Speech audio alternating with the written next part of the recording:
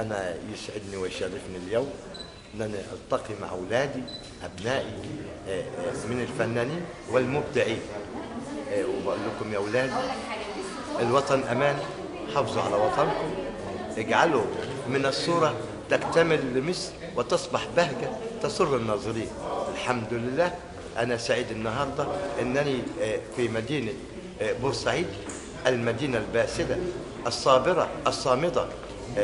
إن شاء الله أتمنى من الله العلي القدير أن يجعل 2015 عام خير وسلام ومحبة على الشعب المصري جميعا.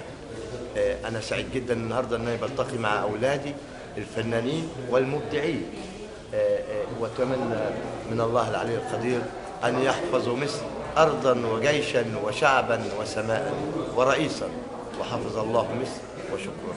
عرفنا بحضرتك.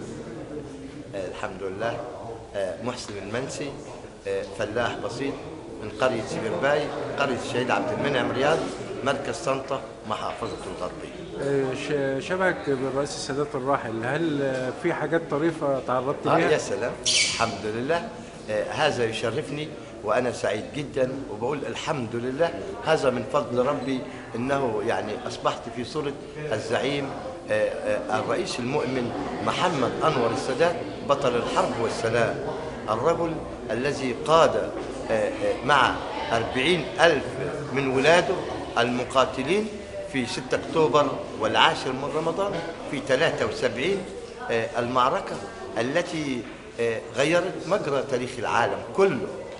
الحمد لله، الرئيس محمد أنور السادات لما يقول أحمل روحي على كفي وكفني على كتفي ونعبر قناة السويس، ومعايا 40,000 من مقاتلين من ولادي، من أبناء مصنع الرجال، مصنع القوات المسلحة المصرية، خير أجناد الله في الأرض، يعبروا القناة ويحطموا خط برليف، وكان مستعد يصل لأعماق العدو وفي 6 ساعات.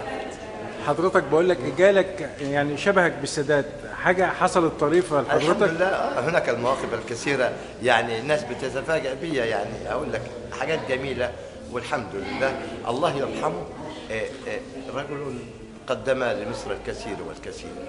الحمد لله، الرجل مات شهيدا واقفا شامخا بعد أن تحقق النصر واسترداد الأرض، وأيضا اتفاقية السلام التي جعلتنا نعيش مع جيراننا في سلام وأمان.